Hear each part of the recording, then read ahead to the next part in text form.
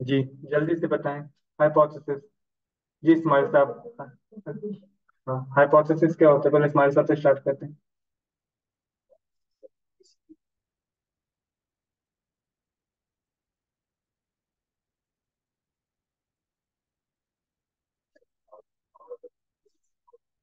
अच्छा, पहले एक बात समझ लें, ये साइनोनियम नाम की कोई चीज एग्जिस्ट नहीं करती। ये जो अक्सर कहते हैं ना प्रोपोजिशन, मैं इस क्लास में आपको सिर्फ हाइपोथेसिस पढ़ाऊंगा क्योंकि क्वांटिटेटिव कोर्स है। बाकी चीजें आपने रिसर्च मेथड में पढ़ ली होगी। हमारे यहाँ ये बहुत बड़ा ब्लेंडर लगा हुआ है, लोगों को समझ ही नहीं आ रहा थ्योरी क्या है, प्रोपोजिशन क्या है, हाइपोथेसिस क्या है, लॉ क्या है, आइडियोलॉजी क्या है, बिलीफ क्या है, कंसेप्ट क्या है। सब कुछ बनाया हुआ है।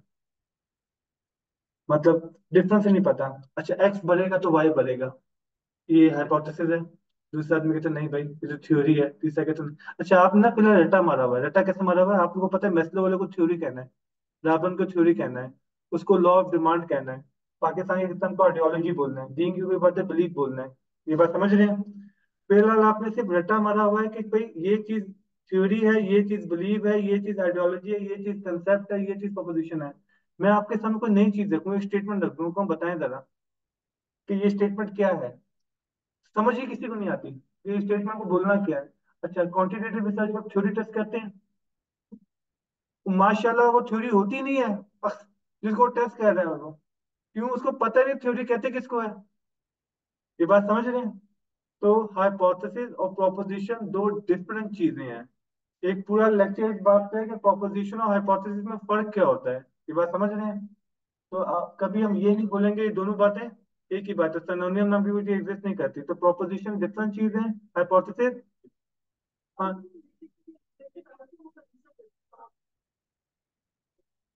सबसे मैं आपसे पहले मैं ये चीज कंप्लीट कर लेता हूँ। प्रोपोजिशन डिफरेंट है, हाइपोथेसिस डिफरेंट है। अच्छा, इसमें एक और बात समझे। कुछ कोर्सेज में हमें ये डिसाइड करना होता है क्या डिफरेंस बताने की नीड है, हमें इतनी डिटेल में जाने की नीड है। कंसेप्ट समझे, आगे भी फ्यूचर में बहुत काम आएगा।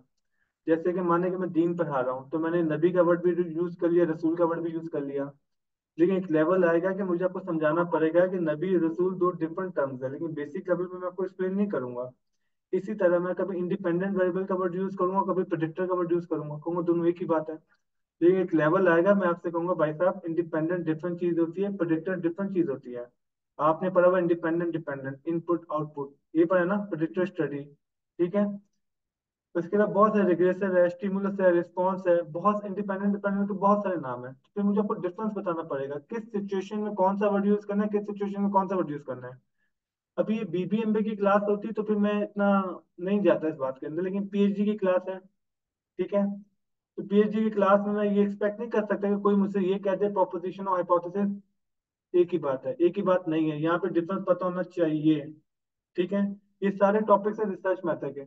वहाँ पे आपको बहुत डिटेल के अंदर पढ़ाया जाता है रिसर्च मेथड के अंदर कि भाई हाइपोथेसिस क्या है, प्रोपोजिशन क्या है, थ्योरी क्या है। अच्छा, मेरा फेवरेट टॉपिक वही थ्योरी में भी type of theories, mathematical theories क्या होती है, ठीक है, फिलोसफिकल थ्योरीज क्या होती है, साइंटिफिक थ्योरीज क्या होती है, इन सब के डिफरेंसेस पता होना चाहिए। क्योंकि ये सब पता नहीं होगा तो आप तो समझ ही नहीं पाएंगे लॉ किसे कहते हैं। अच्छा, फिर मजे की बात, जब आप क्वालिटेटिव रिसर्च में आएंगे, इसमें चीजें और खुलेगी, प्रोपोजिशन और खुलेगा कि प्रोपोजिशन कहना किसको था। क्योंकि नॉर्मली तो ये पढ़ा दिया जाता है क्वांटिटेटिव में हाइपोथेसिस टेस्ट होते हैं, क्वालिटेटिव में हाइपोथेसिस टेस्ट नहीं होते। तो क्वालिटेटिव में फिर आपको ये बात सिखाई जाएगी बिना स्टेटिस्टिक्स के अंदर के अलावा कैसे आपने बनाने हैं हाइपोथेसिस। बेसिक लेवल पे नहीं पढ़ाया जाता, बेसिक लेवल में वही चीजें बताई जाती है, क्वांटिटेटिव में हाइपोथेसिस है, क्वालिटेटिव में नहीं है। वहाँ पे टेस्टिंग होती है, वहाँ पे पेरिकल टेस्टिंग नहीं होती। Cut the long story short, ये प्रोपोजिशन अलग बहस है, हाइपोथेसिस अलग बहस है। इस्माइल साहब ने कह दिया प्रोपोजिशन, जो कि मैं एग्री नहीं कर रहा फिलहाल। सलमान साहब आप बताएं। स्टेटमेंट जिसकी वैलिडेशन को टेस्ट करना है, चलें। डन। जी।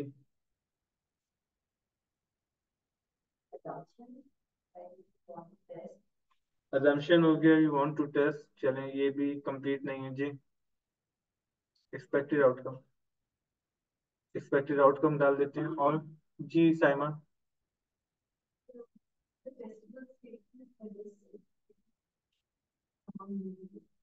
अच्छा, डेफिनेशन की हद तक ठीक है। टेस्टेबल स्टेटमेंट, अब इन्होंने कहा क्लेम, कोई बच्चा कहता है हाइपोथेसिस क्लेम है। बिल्कुल सही, लेकिन इसमें गलती ये कर रहा है, एक वर्ड ऐड करें, टेस्टेबल क्लेम। बात समझ रहे हैं? इन्होंने कहा assumption, एजुकेशनल गैप, ये सब वर्ड जो आपने सुने होंगे। गलती कहाँ पे हो रही है? टेस्टेबल का वर्ड नहीं डाल रहे। अब इन्होंने डेफिनेशन में क्या गलती की, ऐसी स्टेटमेंट जिसको आप टेस्ट करना चाह रहे हैं, ये गलत स्टेटमेंट है। ऐसी स्टेटमेंट जो टेस्ट हो सकती है। दोनों बातों में फर्क है। एक स्टेटमेंट जो टेस्ट हो सकती है, टेस्टेबल स्टेटमेंट। मैं आपको पूरा स्टेट्स 2 लाइनों में समझा देता हूँ, पूरा एसआई, पूरा डेटा एनालिसिस, पूरा स्टेटिस्टिक्स आपको 2 लाइन में समझ में आ जाएगा कि पूरे स्टेट्स में गेम क्या चल रही थी। जी, मैंने जैसे मिसाल के तौर पे पूछा आपका नाम क्या है, इन्होंने अभी अभी एक क्लेम किया है मेरा नाम बेनिश है। क्लेम सुना आपने? स्टेट्स ने भी क्लेम कर दिया इनका नाम बेनिश है, ये हाइपोथेसिस बन गया, क्लेम तो है, टेस्टेबल भी है। अब स्टेट्स कहते हैं डेटा कलेक्ट करो। मैंने कहा एनएससी कार्ड निकालो भाई। मैंने एनएससी कार्ड निकाला, एनएससी कार्ड में बेनिश लिखा हुआ था, क्या डेटा क्लेम को सपोर्ट कर रहा है? एक्सेप्ट, खत्म, यही पूरा रिसर्च था, यही पूरा स्टेट था। शुरू में एक क्लेम किया गया, उस क्लेम को टेस्ट करने के लिए क्या किया गया? डेटा कलेक्ट किया गया, और एंड में टेस्टिंग में बता दिया गया कि एक्सेप्ट हुआ है या आसान जबान में। क्लियर हो गया? अब इन्होंने क्लेम किया मेरा नाम बेनिश है, मैंने डेटा कलेक्ट किया एनएससी के। अच्छा, आपने एक वर्ड सुना होगा, रिगर, रिगर, रिगर, बहुत सुना होगा। अच्छा, स्माइल क्यों कर रही हैं आप? कौन याद आया आपको? सर क्लास याद है? अच्छा, आपने ओरिएंटेशन में भी सुना होगा कि आपको जो एडमिशन यहाँ पे वो रियल प्रोसेस से गुजर के आया है। रियल का मतलब आपने क्या लिया हुआ है?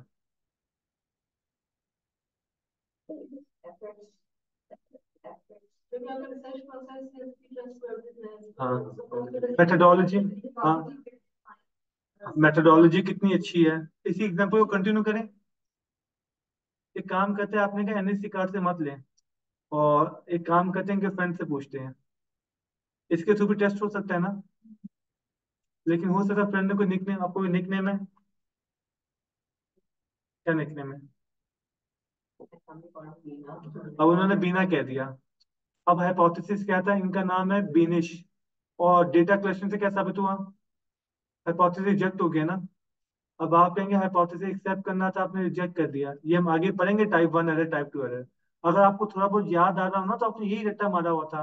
हाइपोथेसिस एक्सेप्ट करना था, हाइपोथेसिस रिजेक्ट कर दिया, रिजेक्ट करना था, एक्सेप्ट कर दिया, सारी बातें याद आ रही है, तो यही था। अब इस केस में आप क्या बोलेंगे, भाई आपको हाइपोथेसिस एक्सेप्ट करना था, बंदी सच बोले, आपने रिजेक्ट कर दिया है। टाइप 1 एरर, टाइप 2 एरर हम आगे डिस्कस करेंगे, वो यही गेम थी। अच्छा, ऐसा क्यों हुआ?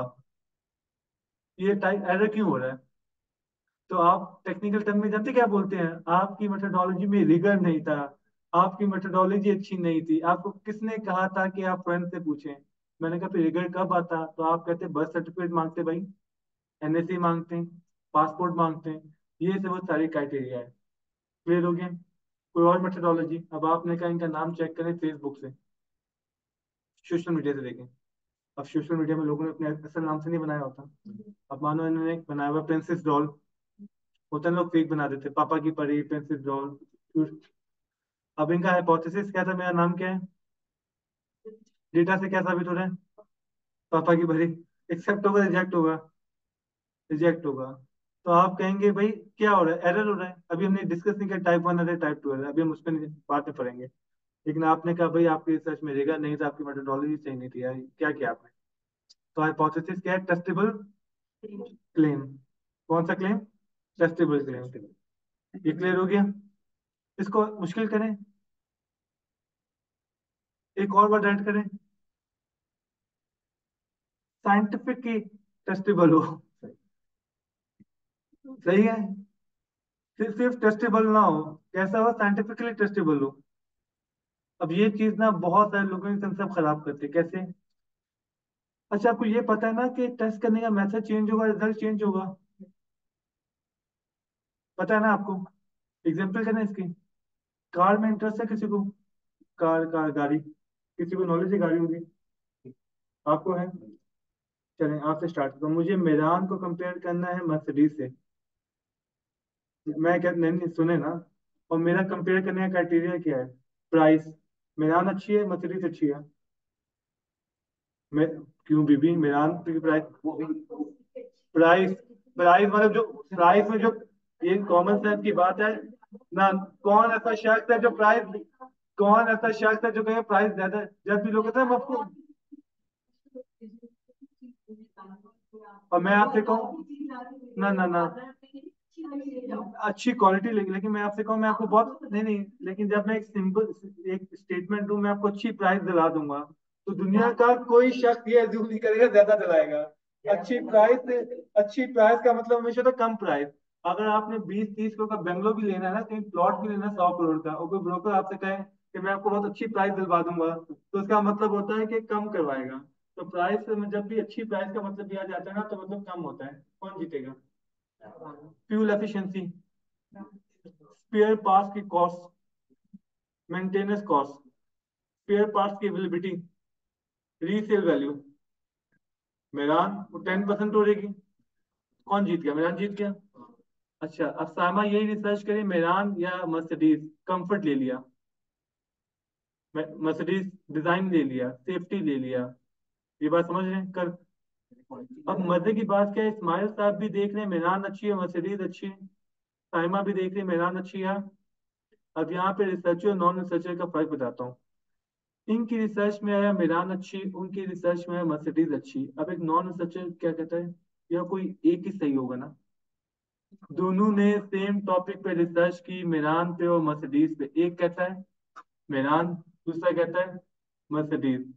तो जो नॉन रिसर्चर जाहिल किस्म का बंदा है, नॉन रिसर्चर जाहिल का मतलब ये नहीं कि उसको डिग्री नहीं होगी, वो सारे डिग्री भी हो, एमफिल की भी हो, पीएचडी की भी हो, नॉलेज वाइज कह रहा हूँ। वो कहेगा दोनों ने सेम रिसर्च की, एक बंदा कहता है, तो अब आप क्या कहेंगे भाई साहब, दोनों का टेस्टिंग का मेथड चेंज है, दोनों ने ऑपरेशनलाइज डिफरेंट तरीके से किया हुआ है।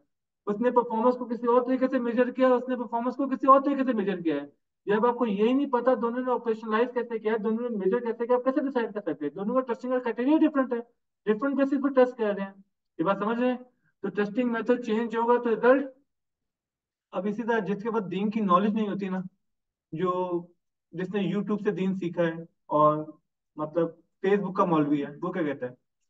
ये कोई एक ही सही होगा ना? इस मसले में इमाम अबू हनीफा ने ये बोला, इमाम शाफी ने ये कहा। अच्छा, आपसे पूछे ना असूल फिक्स जरा बता, क्या असूल थे, क्राइटेरिया क्या था? ये तो वो तो नहीं पता। तो बस कहते तुमसे ये एक्सपेक्ट किया जा सकता है, जैसा रिसर्चर है उससे पूछे ना कि भाई तुम्हें पता है कि इसने मेनान क्यों का, उसका क्राइटेरिया क्या था, मर्सिडीज वाला क्राइटेरिया क्या था? तो वो तो नहीं पता, तो भाई छोड़ दो तुम।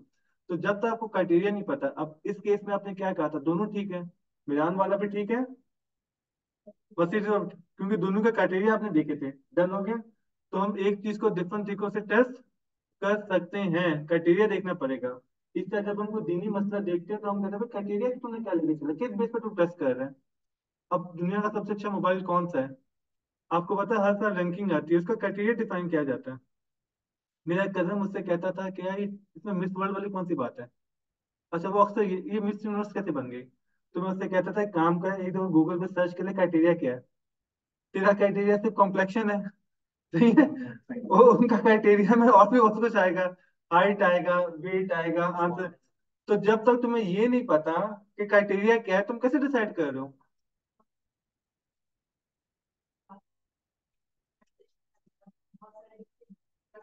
हाँ।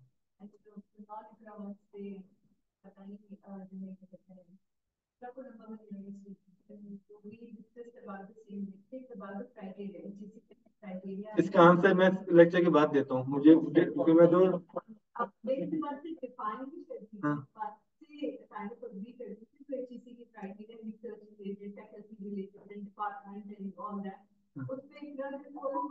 आपने मुझे ना आपने मुझे रिकॉल करवाना है इस वीडियो के बाद, तो मैं इसका आंसर दूंगा, ठीक है? मैं क्यों, मैं पीछे 2010 से पढ़ा रहा हूँ वहां पर, तो मैं इसका डिटेल में आपको आंसर बताता हूँ करते क्या है। तो क्राइटेरिया की लॉजिक समझ में आ गई। एक, अच्छा टीचर्स को ले लें। अब एक बंदा कहता है मैम साहब बड़ी अच्छी टीचर है, मैं क्यों अच्छी टीचर है? हाँ, दूसरा कहता है भाई बहुत बुरी टीचर है, क्यों? हाँ, अब देखें, अब इखलास साहब का क्राइटेरिया क्या होगा? इखलास साहब कहेंगे अच्छा क्राइटेरिया तो वो हो गया जो टीचर अटेंडेंस में एजेंसी ना दे, जो मार्क्स बनते वही दे। अब बेसिकली हमें देखना पड़ता है क्राइटेरिया के। अब अलग क्राइटेरिया दिया हुआ यूनिवर्सिटी ने अच्छे टीचर का, बच्चों का क्राइटेरिया अलग है। बच्चों का क्राइटेरिया क्या है? असाइनमेंट ना भी दूं, ओके फाइन, क्विज ना भी दूं, ठीक है, कुछ पढ़े ना पढ़े सबको पास करें, वो अच्छे टीचर को ऐसे डिफाइन कर रहे हैं। अच्छा, यूनिवर्सिटी अच्छे टीचर को अलग से डिफाइन कर रही है। सारी बात, सलमान से मैरिड है सिंगल है? आप मैरिड है सिंगल है? चले माने कि सलमान साहब के हम रिश्ता ढूंढ रहे हैं। अब सलमान साहब अच्छा रिश्ता है, अच्छा रिश्ता नहीं है, हर किसी का अलग होगा। एक कहेगा गवर्नमेंट जॉब नहीं है, अच्छा रिश्ता नहीं है। एक आदमी कहेगा पढ़ा लिखा है, अच्छा रिश्ता है। एक आदमी कहेगा सिविक वाला है, अच्छा रिश्ता है। दूसरा कहेगा नमाजी नहीं है, अच्छा रिश्ता। तो सारी बातों की बहस इस बात पे आ जाएगी, टेस्टिंग कर कैसे रहे हो भाई? टेस्टिंग का क्राइटेरिया क्या रखा हुआ आपने?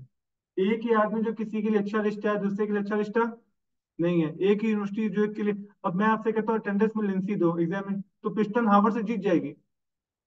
अगर मैं प्रिस्टन और हार्वर्ड को कंपेयर करूँ और कहूँ अटेंडेंस में लेंसी होनी चाहिए, एग्जामिनेशन में लेंसी होनी, तो प्रिस्टन जीत जाएगी। मैं क्राइटेरिया से डिफाइन कर दूंगा।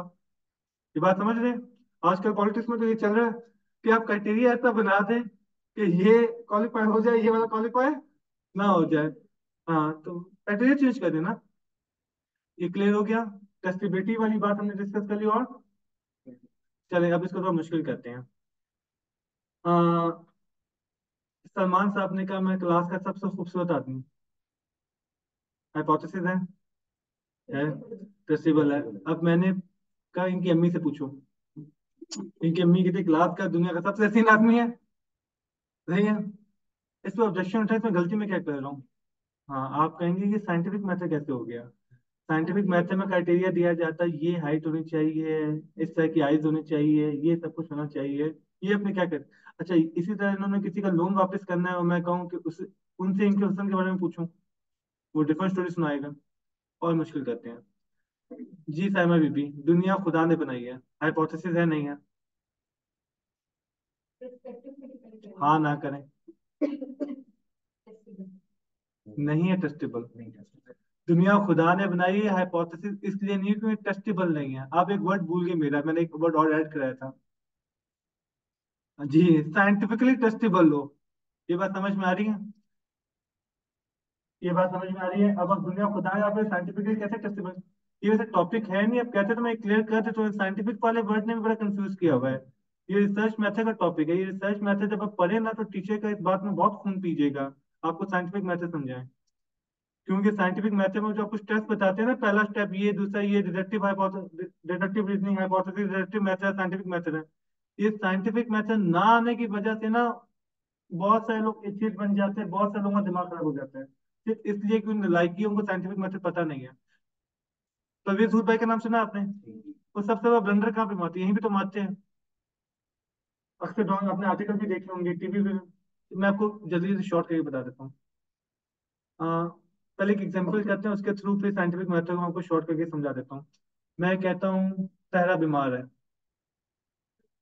ठीक है? नहीं नहीं, टेम्परेचर है ये वाली।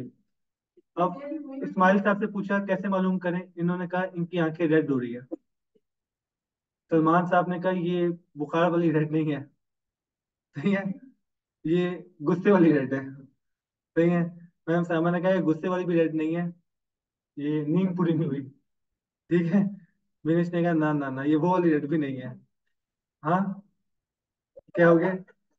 डोज ज्यादा हो गई है? अच्छा, अच्छा, मैंने नहीं कहा, मैंने कहा है, उन्होंने कहा डोज ज्यादा हो गई है। अच्छा, मैंने कहा भाई काम करो, थर्मोमीटर लाओ भाई, थर्मोमीटर से चेक करते हैं। अब सामान ने कहा, हाँ नहीं, सामान ने कहा टच किया था बॉडी गर्म हो रही है, मैंने कहा बिल्कुल जरूरी नहीं है। अब आपका साइंटिफिक मेथड है, थर्मोमीटर लाया जाएगा। अच्छा, मजे की बात यह है, थर्मोमीटर साइंटिफिक मेथड है, बोले? आगे चलते हैं। ये जो आपकी स्टेटिस्टिकल की टेक्निक है ना, इसको मेडिकल से सोशल साइंस में लाते हैं। मेडिकल में बॉडी टेम्परेचर को टेस्ट करने के लिए जो टूल यूज किया जा रहा है उसका नाम क्या है? थर्मामीटर। आगे सुने, ब्लड प्रेशर चेक करना है, थर्मामीटर लाऊंगा? नहीं। उसका टूल? तो आप इसको टेस्टिंग टूल कह रहे हैं? रुके रुके रुके रुके रुके, क्या कह रहे हैं? Testing tool. सोशल साइंस में ये जो हमारा कोरिलेशन है, ये जो हमारा काय स्क्वायर है, ये जो हमारा टी टेस्ट है, ये सब क्या है? ये स्टेटिस्टिकल टेस्टिंग टूल है। अब मजे की बात है, डॉक्टर को तो पता है कि क्या चीज यूज करनी है तो कौन सी मशीन। हमारे वालों को नहीं पता होता कि क्या टेस्ट करना है तो कौन सा टूल। ये बात समझ में आ गई? अब मेडिकल से भी सोशल साइंस में आते हैं वापस। अब मेडिकल वाला कहता है बॉडी टेम्परेचर चेक करना था, टूल का नाम बताएं। अब इन्होंने थर्मोमीटर इनके हाथ में रख दिया। एक बंदे ने कहा नहीं, थर्मोमीटर कान के ऊपर रख दो, एक ने कहा बालों में रख दो, अब आपको टूल यूज करना आना चाहिए। तो वो कहेगा भाई नहीं, टंग के नीचे थर्मोमीटर आएगा, डन। उसके बाद थर्मोमीटर की रीडिंग क्या है, कितने पे नॉर्मल है, कितने पे नॉर्मल नहीं है। तो आप ये सब लिटरेचर के थ्रू चले आप लोग। आपने का लिटरेचर कहता है 98 पे नॉर्मल होता है, 101 पे बीमार काउंट होता है, ये इसका ये सब करेंगे। तो ये सब सोशल साइंस में भी नहीं कहते। आपने टूल मालूम कर लिया, अब टूल को ऑपरेट कैसे करना है, टूल को यूज कैसे करना है, उसके रिजल्ट्स को इंटरप्रिटेट कैसे करना है। अब आपने अच्छा, टेस्ट लगा दिया आपने मेडिकल में, रिपोर्ट पढ़ना आनी चाहिए। तो आपको रिजल्ट पढ़ना क्यों नहीं आने चाहिए? तो आपको सिर्फ टूल का नाम नहीं पता होना चाहिए। अच्छा, 3 स्टेप्स हो गए ना। पहला तो ये आपको टूल पता हो। नहीं, नंबर 1 ये कौन सा टूल यूज होगा। दूसरा, अप्लाई कैसे करना है। नंबर 3, इंटरप्रिटेट कैसे करना है। तो आपने क्या किया, आपने कहा इंडिपेंडेंट टीचर्स यूज होगा, डन। नंबर 2, रन कैसे करना है। नंबर 3, जब रिजल्ट आ जाएंगे उसकी इंटरप्रिटेशन। अच्छा, नंबर 4 क्या है, इस इंटरप्रिटेशन के वे में सजेशन और कंक्लूजन क्या देना है। अब डॉक्टर ने पहला स्टेप किया, टूल ये है थर्मामीटर। नंबर 2, कैसे अप्लाई किया। नंबर 3, उसने रीड किया। नंबर 4, ये टेबलेट खाओ, ये ना खाओ। ये बात समझ गए, तो 4 स्टेप्स हो गए। सबसे पहले आपने टूल आइडेंटिफाई कर लिया, उसके बाद आपने टूल अप्लाई किया, फिर उसके जो रिजल्ट आए उसकी इंटरप्रिटेशन की, उसके फिर रिजल्ट की बेस पे आपने सजेशन दी, कंक्लूजन दिया। यहाँ तक डन हो गया। बोले। अब scientific method of research method में बहुत डिटेल में सीख लेंगे कि साइंटिफिक मेथड होता है क्या, पूरा 3 घंटे का लेक्चर होता है। मैं पूरे सूट भाई वाला मसला सॉल्व करता हूँ कि कंफ्यूजन कहाँ पे पैदा हो रही है। कंफ्यूजन यहाँ पे पैदा हो रही है, डिपार्टमेंट चेंज होने से साइंटिफिक मेथड थोड़ा चेंज हो जाता है। अच्छा, मेरी गुड लक क्या है, क्योंकि मुझे कई साल से आगा खान के साथ डिफरेंट मेडिकल डिपार्टमेंट से काम करना पड़ता है, डॉक्टर से काम करना पड़ता है। तो जब मैं मैथमेटिक्स डिपार्टमेंट में पढ़ाया तो मुझे समझ में, अच्छा मैथमेटिकल थ्योरी ये होती है। अच्छा, मैं पहले सोशल साइंस में था, बिजनेस की। तो मुझे क्लियर हुआ, ये जो थ्योरी है ये mathematical theory, philosophical theory, business theory different चीजें हैं। अच्छा, फिर मैं केमिस्ट्री डिपार्टमेंट में गया, तो माने मैं केमिस्ट्री डिपार्टमेंट में पढ़ा रहा हूँ, तो वहां पे साइंटिफिक मेथड सिखाया जाएगा, लैब एक्सपेरिमेंट। अब जानते कंफ्यूजन कहाँ पे हुई। एक बंदे ने पढ़ा, जब तक लैब एक्सपेरिमेंट से साबित नहीं होगा भाई मैं तो नहीं मानता। वो कहता है कोई चीज एग्जिस्ट करेगी नहीं जब तक मैं लैब एक्सपेरिमेंट से साबित। अच्छा, अब परवेज हुई भाई साहब है फिजिक्स से। जब उन्होंने रिसर्च पढ़ी, साइंटिफिक मेथड पढ़ा, जिन किताबों से पढ़ा वो भी नेचुरल साइंस की थी। क्लियर है। अब ये जितने भी एथियस्ट आ जाते हैं वो क्या करते हैं, कहते हो कि फाइन, आप फरिश्तों को साबित नहीं कर सकते, आप दोजख को साबित नहीं कर सकते, आप मौत के बाद की जिंदगी को साबित नहीं कर सकते। चलो आपको क्राइटेरिया देता हूँ। माने जिस चीज को आप देख सकते हैं, छू सकते हैं, फील कर सकते हैं, वो एग्जिस्ट करती है, अदरवाइज एग्जिस्ट नहीं करती। देख सकते हैं, छू सकते हैं और फील कर सकते हैं, डन। हवा है नहीं है, है। देख सकते हैं, छू सकते हैं, फील कर सकते हैं, पेन। सलमान साहब है, देख भी सकते हैं, छू भी कर सकते हैं, सारी बातें हो गई। आगे चलते हैं। फरिश्ता, फरिश्ते, एंजल्स, देख सकते हैं, छू सकते हैं, फील कर सकते हैं। मौत के बाद की लाइफ, नहीं। कर सकते हैं, तकदीर, नहीं। जन्नत, दोजख, पूरा ईमान मुफस्सल, पूरा ईमान मुजमल सब गया। अब जो इस क्राइटेरिया की बेस पे बैठेगा तो मैं उससे कहूंगा भाई साहब आपको कहा किसने ये क्राइटेरिया यहाँ पे इम्प्लीमेंट करने को। अच्छा, अब वो कहते हैं भाई तुम लोग तो मौलवी लोग। मैं कहता हूँ चलो एक काम करते हैं, मौलवी को रखते हैं साइड पे, साइंस को लेके आते हैं। अगर तुम्हारे केमिस्ट्री को, एक्सपेरिमेंटल डिजाइन को मैं साइंटिफिक मेथड मानूं तो पूरा साइकोलॉजी डिपार्टमेंट साइड पे चला गया। हम लोगों का साइंटिफिक मेथड क्या है, आप लोगों का टूल मशीन है ना, हम तो क्वेश्चन को टूल कहते हैं। हम तो ह्यूमन बिहेवियर मेजर कर रहे होते हैं। आप लोगों ने बॉडी टेम्परेचर मेजर किया थर्मोमीटर से, हमने लॉयल्टी सेटिस्फेक्शन कैसे मेजर की, क्वेश्चन। अब आपको समझ में क्वेश्चन को टूल क्यों कह रहे होते हैं, क्योंकि वो मेजर कर रहा होता है, तभी आप उसको क्या कहते हैं, मेजरमेंट टूल। अच्छा, मजे की बात, मैंने थर्मोमीटर यूज किया, थर्मोमीटर में टेम्परेचर 98 का 96 आ गया, सही है। तो इसको आप वैलिडिटी पढ़ते हैं, और आपने क्या पहला रट्टा मारा, वैलिडिटी मतलब एक्यूरेसी, जो एक्चुअल में वही रिजल्ट है। अच्छा, तो 98 दिखाया, ये 98 नहीं दिखाया, कंसिस्टेंट रिजल्ट नहीं है, इसको आप रिलायबिलिटी कहते हैं। तो आप बेसिकली थर्मोमीटर को तब ठीक मानते हैं जब एक्यूरेट रिजल्ट दे और बार बार एक्यूरेट दे। तो टेक्निकल टर्म में वैलिडिटी भी हो, रिलायबिलिटी भी हो, एक्यूरेसी भी हो, कंसिस्टेंसी भी हो। अब सवाल आ जाता है हमारे जाते सोशल साइंस में, बिजनेस एडमिनिस्ट्रेशन के अंदर। अब पीएचडी में आप लोगों ने क्वेश्चन बनाया, क्यों बनाया, जी बताएं। पहला बीपी मेडिकल में आते हैं। मेडिकल में आपने कहा ब्लड प्रेशर जितना बढ़ेगा उतना बॉडी टेम्परेचर बढ़ेगा। पहला वेरिएबल हो गया ब्लड प्रेशर, दूसरा हो गया बॉडी टेम्परेचर। ब्लड प्रेशर को मेजर करने का टूल अवेलेबल है, बॉडी टेम्परेचर को मेजर करना टूल अवेलेबल है। अब आते हैं सोशल साइंस में। आपने कहा जितनी ट्रेनिंग बढ़ेगी उतनी परफॉर्मेंस बढ़ेगी। अब ट्रेनिंग को मेजर करने के लिए क्वेश्चन है टूल बनाएंगे, तो उसकी भी वैलिडिटी लाइबिलिटी चेक करेंगे। परफॉर्मेंस को भी क्वेश्चन बनाएंगे, उसकी भी वैलिडिटी लाइबिलिटी। अब हमारा साइंटिफिक मेथड क्या है, क्वेश्चन हो अडॉप्ट करें, आइटम वैलिडिटी, ये सारे हमारे मेथड क्या साइंटिफिक। केमिस्ट्री वाला तो मेरी रिसर्च को सच माने ही ना।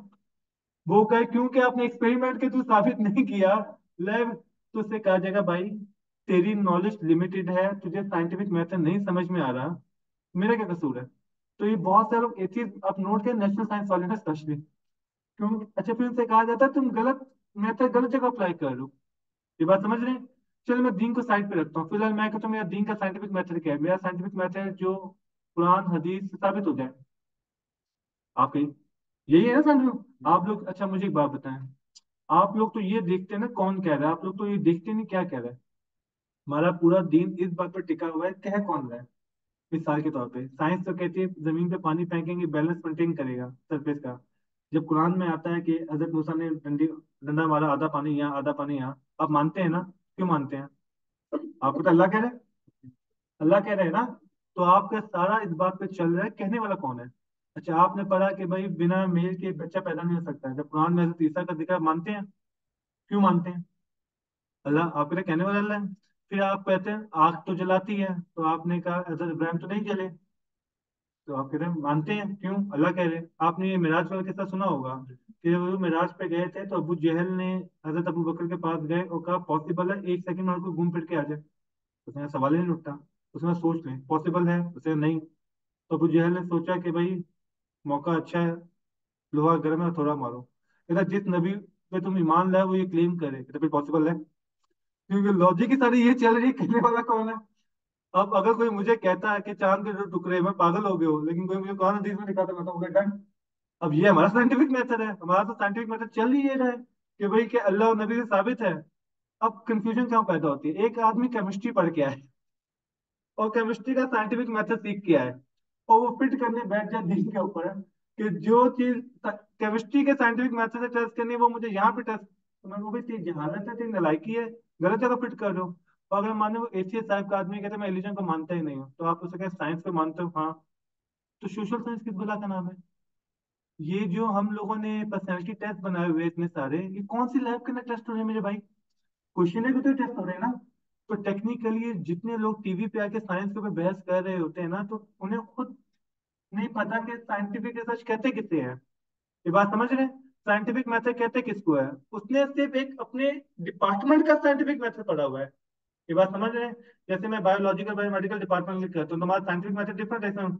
जब मैं सोशल साइंस में आता हूँ तो मेरा साइंटिफिक मेथड डिफरेंट है। डीन के नंबर साइंटिफिक मेथड डिफरेंट है। अब भाई तुमने पढ़े नहीं हुए दूसरे साइंटिफिक मेथड तुम अपने डिपार्टमेंट के मुताबिक इंप्लीमेंट करोगे। अब आते हैं आपके टॉपिक पर। आप लोग बिजनेस एडमिनिस्ट्रेशन में है, बिजनेस में है ना, मैनेजमेंट साइंसेज में है ना, मैनेजमेंट साइंसेज में सोशल साइंस में आता है ना। आपको अपना साइंटिफिक मेथड बहुत डिटेल में आना चाहिए। ये पूरा एडवांस रिसर्च मैथड कोर्स पढ़ाया ही आपको इसलिए जाता है कि आपको साइंटिफिक मेथड समझ में आए। साइंटिफिक मेथड से रिसर्च करेंगे तो साइंटिफिक रिसर्च भी होगी, सब कुछ साइंटिफिक होगा। लेकिन वही प्रॉब्लम है, हमारे वाले को समझ ही नहीं आता कि साइंटिफिक मेथड होता क्या है, कब वो साइंटिफिक रहेगा, कब वो साइंटिफिक। तो एडवांस रिसर्च मेथड कोर्स आप लोग पढ़ रहे हैं, पढ़ के आ गए, ठीक है। तो बस उसमें फिर आप रिवीजन करिएगा, ये चीज आपको बहुत डिटेल में अच्छे से आनी चाहिए, क्योंकि आप जो मेथोडोलॉजी बता रहे होते हैं मैं साइंटिफिक है ही नहीं। ये जो थ्योरी आप बता रहे हैं जिसको आप टेस्ट करने की कोशिश कर रहे हैं, भाई साहब ये थ्योरी है, थ्योरी नहीं है। क्योंकि बच्चे को पता ही नहीं होता थ्योरी क्या है, प्रोपोजिशन क्या है, हाइपोथेसिस क्या है, कंसेप्ट बिलीव आइडियोलॉजी, इस चीज का पता ही नहीं है। तो वो कहते हैं मैं क्वांटिटेटिव रिसर्च कर रहा हूँ, थ्योरी टेस्ट कर रहा हूँ। तो भाई साहब थ्योरी की कैरेक्टरिस्टिक्स क्या होती है? आप जो रिसर्च थ्योरी टेस्ट कर रहे हैं सोशल साइंस में, उसकी कैरेक्टरिस्टिक्स क्या है? ये तो पूरी नहीं कर रही, तो जब ये पूरी नहीं करी तो थ्योरी नहीं है, तो आप टेस्ट कैसे कर रहे हैं? ये लॉजिक समझ में आ गई? तो साइंटिफिक मेथड है टेस्ट करना। अब आते हैं, इसको मुश्किल कहते हैं, एग्जांपल्स कहते हैं, डन। एक और मुश्किल एग्जांपल कहता हूँ। माने कि बहरिया यूनिवर्सिटी में एक मशीन है जो आइडेंटिफाई करती है कौन सच बोलता है, कौन झूठ बोलता है। ये याद रखिएगा, ये कुछ इसी से बहुत काम आएगी, ये जो अगला कंसेप्ट मैं समझाने जा रहा हूँ। कौन सच बोलता है, कौन झूठ बोलता है।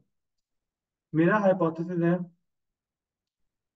कि लड़के ज्यादा झूठ बोलते हैं, और लड़कियां उससे भी ज्यादा। कम क्यों हो गया उससे भी ज्यादा। कम कहाँ से हो गया? ठीक है, लड़के ज्यादा झूठ बोलते हैं, ठीक है, लड़कियां उससे भी ज्यादा। नहीं नहीं नहीं, बिल्कुल गलत कंसेप्ट, बिल्कुल गलत कंसेप्ट। मॉडरेटिंग के लिए इंडिपेंडेंट डिपेंडेंट होना चाहिए। अच्छा क्लास, ये मेरा टॉपिक नहीं है, लेकिन आप dependent independent mediating moderating clear करिएगा हमारे यहाँ लोगों को। नहीं नहीं, समझिएगा इस बात को। ये जो चार है ना डिपेंडेंट, बस ये छह क्लियर करेगा। डिपेंडेंट क्या है, इंडिपेंडेंट क्या है, मीडिएटिंग क्या है, मॉडरेटिंग क्या है, कंट्रोल क्या है, कंफाउंडिंग क्या है। ये लोग बहुत गड़बड़ कर देते हैं, इंडिपेंडेंट वेरिएबल को मॉडरेटर कर देते हैं। यहाँ पे जेंडर इंडिपेंडेंट था, जेंडर मॉडरेटर नहीं था। वापिस आते हैं, मैंने 100 मेल को बुलाया, 100 फीमेल्स को बुलाया, टेस्ट कर रहा हूँ। ग्रीन लाइट, अच्छा उनका एक मशीन है, ग्रीन लाइट तो सच, रेड लाइट तो झूठ। 90% लड़कों में ग्रीन लाइट चली, 90% लड़कियों में भी ग्रीन लाइट चली। तो रिसर्च की फाइंडिंग ने क्या साबित किया? इक्वल है। तो मेरा हाइपोथेसिस रिजेक्ट हो गया। तो मेरा हाइपोथेसिस था कि ग्रेटर का, कि लड़कियां ज्यादा बोलती हैं, जबकि एक्चुअल में ज्यादा था नहीं। तो मेरा हाइपोथेसिस रिजेक्ट, दोनों इक्वल बोलते हैं। डन। इंडिपेंडेंट डिपेंडेंट की बहस में फिल्म में नहीं, पर मेरा टॉपिक ये नहीं है, आगे चलते हैं। सीबीएम के पास वो मशीन नहीं है। अब सीबीएम वाला कहता है रिसर्च करो, मेल ज्यादा झूठ बोलते, फीमेल। ये सहमत करेंगे आप? रीजन क्या बताएंगे? आप कहेंगे सर ये हाइपोथेसिस नहीं है क्योंकि टेस्टेबल नहीं है। ये बात समझ रहे हैं? साइंटिफिक टेस्टेबल नहीं है। अब माने इनका जो सुपरवाइजर है, डिग्री है, लेकिन वही बात, खून पी जाएगा इनका। कहेगा जब रेफरेंस आर्टिकल है, तुम्हें ज्यादा पता घोड़े से, आईएसआई का डब्ल्यू कैटेगरी का Q1 का आर्टिकल है, उन्होंने हाइपोथेसिस है, वो भाई उसके लिए टेस्टेबल था, मेरे लिए टेस्टेबल। ये बात समझना बहुत जरूरी है। मैंने लाखों स्टूडेंट्स को मतलब जाया होते हुए देखा है, क्योंकि उनका सुपरवाइजर वो दोनों ये बात नहीं समझ पा रहे कि भाई जरूरी नहीं है कि जो चीज मिली नहीं है। अब यूके में एक रिसर्च हुई न्यूरो मार्केटिंग में, उन्होंने पूरी लैब बनाई हुई है, वो मशीन लगा के टेस्टिंग ले रहे हैं, मेरे पास नहीं है। तो मेरे लिए टेस्टेबल। अब कौन समझाए उसको? जी।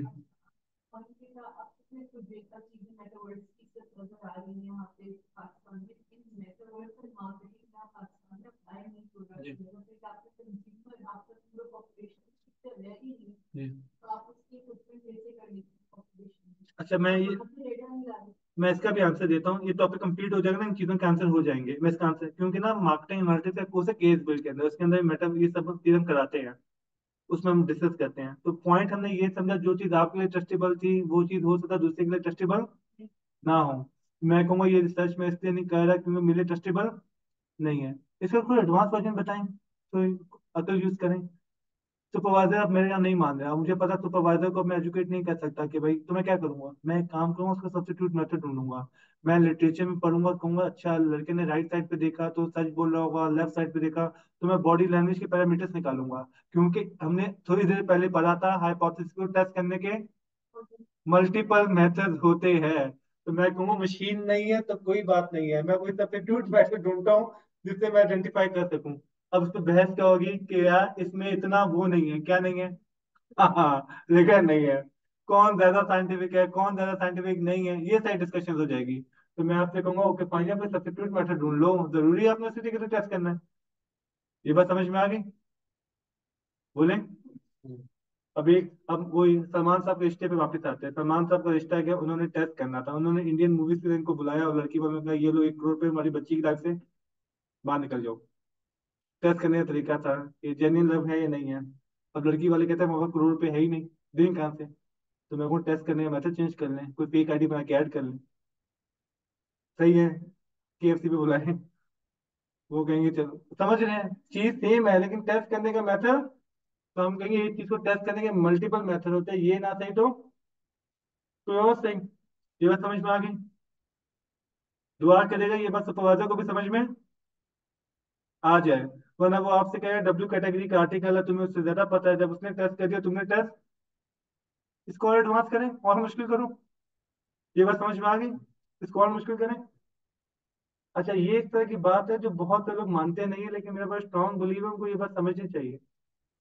इकरा में मेरा स्टूडेंट था, वो था रीजनल हेड एचबीएल का। 82 ब्रांचेज आती थी उसके अंदर। ठीक है, रीजनल हेड था, 80 साउथ का था, 82 ब्रांचेज आती थी। इजाज गिल था, एचबीएल में होते थे इजाज गिल। अब खैर, मुझे खैर नाम डिस्क्लोज नहीं करना चाहिए था, तो उसकी वजह ये है कि जो आगे, खैर मैं फाइंडिंग आपको पूरी नहीं बताता, क्योंकि जब हम रिसर्च फाइंडिंग बताते हैं तो वो फिर हम बैंक नाम मेंशन नहीं कर सकते। टॉपिक को आते हैं। माने मेरा स्ट्रेटेजिक मैनेजमेंट का टॉपिक था, वो मुझे रिसर्च कंडक्ट करनी थी, और मैंने कहा कि भाई आप कंपनीज के सीईओ से, वीपी से डेटा कलेक्ट करना है। उन्होंने क्या किया, एक बैंक के खर्चे पे डिनर रखा, सबको इनवाइट किया, 100 150 लोग आ गए, और जाते जाते उनसे कहा, जाते जाते क्वेश्चन है फिल कर देना। किसी में फिल हो, एक दिन हुआ। सलमान सब एक नॉर्मल स्टूडेंट है एमबीए के, इन्होंने एक सीईओ को ईमेल करनी कि सर मैं आपसे मिलना चाह रहा हूँ, टाइम दे दें। अच्छा, मजे की बात, 10,000 को भेजेंगे तो 100 लोग रिप्लाई करेंगे। मान ले एक हफ्ते में एक बंदा, महीने में कितने हुए? 4। एक साल में कितने हुए? ठीक है, इस महीने में 4 है तो 48 हुए ना। हाँ, 52 40, मैंने साल में 12 मंथ है, मैं 4 48 कर दिया। 384 का सिंपल साइज है, 9 साल तक तो डेटा कलेक्ट करते रहेंगे। 8 महीने का आरपी 1 आरपी 2 था, 8 महीने में प्रोजेक्ट सबमिट करना था। अब मैं इनसे कहूंगा भाई आपके लिए हाइपोथेसिस टेस्टेबल नहीं है, क्यों नहीं है, वजह बताएं। ना ना ना ना, आसान टाइम ड्यूरेशन का मसला है। टेस्टेबल में हमने ये भी देखना है कि 6 8 9 महीने में जिस टाइम पे मुझे सबमिट करना है, उसमें टेस्टेबल है या। ये बात बहुत इंपॉर्टेंट समझना, जो हमारे बड़े नहीं समझते अक्सर। एक साल में मुझे थीसिस सबमिट करना है भाई। ये जो माशाल्लाह आप बता रहे हैं ना मैथड, ये 6 साल तक मैं डेटा ही कलेक्ट करता रहूंगा। समय ये बात समझ में आती है? ये बात फ्यूचर में आपको बहुत काम आएगी, क्योंकि बहुत सारे लोग आपको ऐसा टॉपिक में 4 साल तक डेटा आपका में टेस्टेबल नहीं होगा, टेस्ट इसने कैसे किया, और भाई उसके लिए। अच्छा, मजे की बात देखी, एक ही यूनिवर्सिटी, एक ही क्लास, दो अलग सेम कोर्स था। एक बच्चे के लिए 5 साल में पॉसिबल है, और दूसरे के लिए। इसीलिए हम लोग क्या करते हैं, मेरा बड़ा स्ट्रांग बिलीव है, सुपरवाइजर बच्चे के साथ बैठ के ये देखता है कि कहाँ पे जॉब करता है, कहाँ पे डेटा की एक्सेस है, एक्सपर्टीज कहाँ पे है, क्या कर सकता है। बहुत ज्यादा खून पिलाना पड़ता है, बहुत ज्यादा टाइम देना पड़ता है टॉपिक फाइनलाइज करने से पहले। मैं ये बात कह ही नहीं सकता तो टॉपिक लेके आ जाओ, मैं फिर डन करता हूँ, ओके ओके नहीं है। उस बेचारे को तो नॉलेज ही नहीं है, वो कैसे डिसाइड करेगा? उसको तो पता नहीं क्या क्या देखना होता है। मिसाल के तौर पर माने आपकी रॉकेट साइंस में नॉलेज है। हाँ, किस सब्जेक्ट की नॉलेज है? अब मैंने इनसे कहा रॉकेट साइंस के बाद 300 वर्ड्स लिखें, ये 2 वर्ड नहीं लिख पाएंगे। और मैं इनसे कहूँ बैंक पे लिखेंगे, 3000 लिख देंगे। ये बात समझ रहे हैं? अब पॉइंट ये होता है कि जब किसी बच्चे ने किसी टॉपिक को रिसर्च करनी है, तो उस टॉपिक की नॉलेज कितनी है, उसका बैकग्राउंड क्या है, उसका इंडस्ट्री एक्सपीरियंस कितना है, ये बात समझ रहे हैं? कहाँ का डेटा एक्सेस कर सकता है, कहाँ से डेटा ला सकता है। अब मैं अगर कोई रिसर्च करूंगा तो मैं यूनिवर्सिटी के स्टूडेंट और फैकल्टी मेंबर क्यों लेता हूँ? उसकी वजह है मैं डिफरेंट यूनिवर्सिटीज के अंदर हूँ, मेरे डेटा कलेक्ट करने कोई प्रॉब्लम। अगर मैं 12 14 साल से यूनिवर्सिटी में पढ़ा रहा हूँ तो अपने रिलेशनशिप का फायदा उठाऊंगा डेटा कलेक्शन करने के अंदर, तो मैं अपना टॉपिक इसी तरह के बनाऊंगा। मेरा जो पोस्ट डॉक का प्रोजेक्ट था एंटरप्रेन्योरशिप में था, क्यों, वजह क्या था? और मैंने जानबूझ के बैकरीज कलेक्ट की थी, उसकी वजह वो सारे मेरे क्लाइंट्स थे। डेटा कलेक्ट करने में आसानी है। ये बात समझ रहे हैं? अब मैं अगर आर्मी में हूँ तो मेरे पास बहुत सारे डेटा के एक्सेस है जो बाकी के पास। ये सब देखना पड़ता है, बच्चे के साथ बैठ के पूरा डिसाइड करना पड़ता है कि भाई साहब क्या बैकग्राउंड, कहाँ जॉब करते हो, कहाँ से डेटा कलेक्ट कर सकते हो, समझ रहे हैं? इन तमाम चीजों की बेस पे हम डिसाइड करते हैं कि ये हाइपोथेसिस बनाए या ना बनाए, क्योंकि हमने बाद में हाइपोथेसिस को टेस्ट भी तो करना है ना। तो अच्छा, और मुश्किल करूं? यहाँ तक समझ में आ गया? मेडिकल से इंश्योरेंस में आते हैं। मैं मेडिकल में आ गया, मेरा बजट है 80 लाख का, डेटा कलेक्शन करने के लिए 3 करोड़ चाहिए। मैं अभी वो हाइपोथेसिस नहीं बना रहा, क्यों टेस्टेबल? क्यों, जितना बजट रिक्वायर्ड है वो नहीं है मेरे पास। इसको और मुश्किल कहते हैं। मैं तो ये तक देखता हूँ उस हाइपोथेसिस को टेस्ट करने के लिए उस रिसर्च को कंडक्ट करने के लिए जो स्किल चाहिए, जो सॉफ्टवेयर चाहिए, वो है। ये बात समझ रहे हैं? उस बच्चे के पास वो सॉफ्टवेयर ही नहीं है। अब अभी तो स्मार्ट क्लास कॉमन हो गया है। आपकी सोच है 12-13 में क्या मजाक चल रहा था? उस वक्त तो हम मोस्ट यूज करते थे, लोगों ने बस बस करो। और भाई जिस सॉफ्टवेयर पे आप करवाना चाह रहे हो अब एक बच्चा जो एमबीए कर रहा है, 10,000 की कोर्स की फीस है, वो 40-50 हजार का सॉफ्टवेयर क्यों खरीदेगा एक 5 मार्क्स की रिपोर्ट के पीछे? तो जब हम कह टेस्टेबल क्यों नहीं टेस्टेबल, तुमसे नहीं हो रहा। और भाई टेस्टेबल में ये सब कुछ आता है। जिस टाइम पे मुझे करना है, जिस बजट में मुझे करना है, उसके अंदर ये सब कुछ पॉसिबल है या नहीं है। जब मैं कोई बिजनेस करते हैं तमाम बातें सोच, बिजनेस पॉसिबल इम्पॉसिबल नहीं होता, लेकिन जिस टाइम पे जितने रिसोर्सेज मुझे करना है, मुझे उसके अंदर रह के देखना है ना। ये बात सही समझ में आ रही है?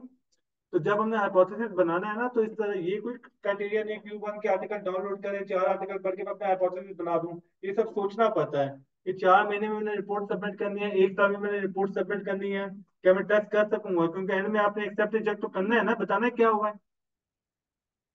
ये लॉजिक समझ में आ गई? बोले यहाँ तक कोई क्वेश्चन है पूछें।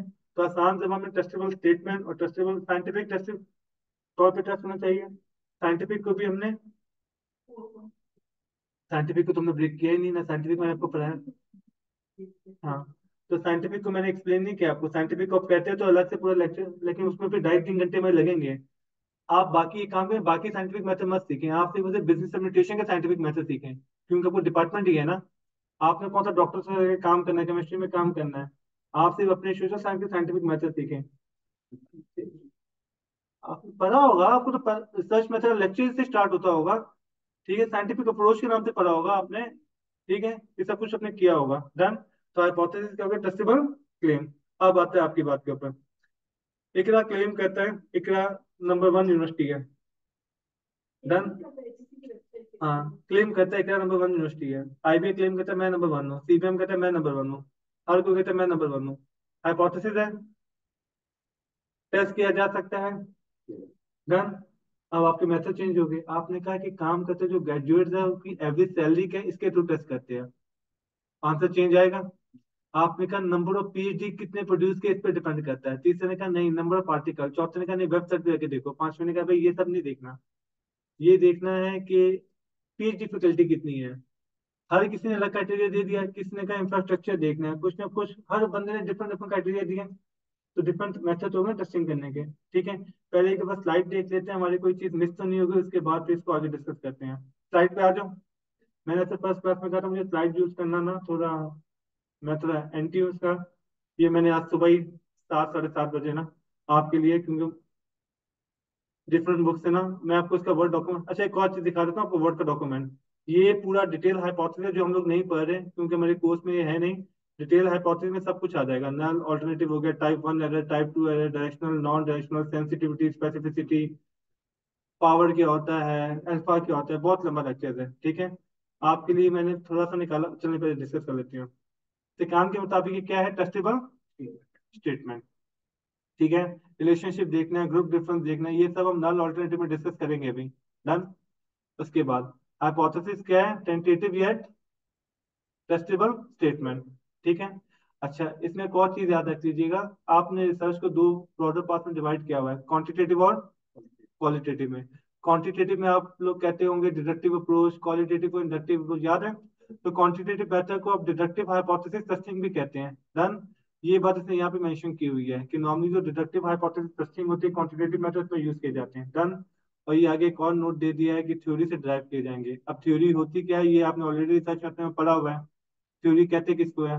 कंसेप्चुअल फ्रेमवर्क क्या होता है, थ्योरेटिकल फ्रेमवर्क क्या होता है, कैसे डेवलप किया जाता है, उससे हाइपोथेसिस जनरेट होते हैं। हाइपोथेसिस जनरेट होते हैं, इसकी लॉजिक समझ में आ गई? जैसे मैं आपको एक चीज करके दिखा देता हूँ, आपको थोड़ा सा अंदाजा हो जाए आपको। पेंट खोल लेता हूँ। माने x1, x2, x3। ठीक है, ये तीनों y पे जा रहे हैं। तो आप लोग करते हैं ना, this the relationship between x1 and y, ये अपना थ्योरेटिकल मॉडल ही बनाया हुआ है ना। इस मॉडल से अपने हाइपोथेसिस जनरेट कर रहे होते हैं। यही बात इसने यहाँ पे मेंशन कर दी है। ठीक है, आगे चलें। आगे भी एक किताब है कोठारी के नाम से। कोठारी ने कुछ कैरेक्टरिस्टिक्स दी हुई है, लेकिन ये सारी जनरल बातें हैं, आपने वो सारी बातें में लेक्चर में डिस्कस कर ली होगी। ठीक है, ये इतने डिफरेंट कैरेक्टरिस्टिक्स दी हुई हैं। कि हाइपोथेसिस में क्या क्या कैरेक्टरिस्टिक्स होना चाहिए, बहुत जनरल बात है। ट्रस्टेड होना चाहिए, रीजनेबल टाइम, ये बात हमने डिस्कस कर ली ना। होना चाहिए, क्लियर होना चाहिए, स्कोप मेंशन करें। ठीक है। अब जैसे मैं सीबीएम की बात कर रहा हूँ, सीबीएम में सिर्फ बिजनेस डिपार्टमेंट की बात कर रहा हूँ, पूरी यूनिवर्सिटी की बात कर रहा हूँ, स्कोप मेंशन करें। ठीक है। सिंपल टर्म एक्सप्लेन करें, ये सारी जनरल पॉइंट्स हैं। तो ये 3 स्लाइड्स हो गई, हाइपोथेसिस क्या होता है और उसकी कैरेक्टरिस्टिक्स क्या होती है, डन। इसके बाद हम पढ़ेंगे टाइप ऑफ हाइपोथेसिस। नहीं, अभी बहुत कुछ रहता है। टाइप ऑफ हाइपोथेसिस रहता है हमारा। इसमें कोई क्वेश्चन है, बंद करूं? बोलें।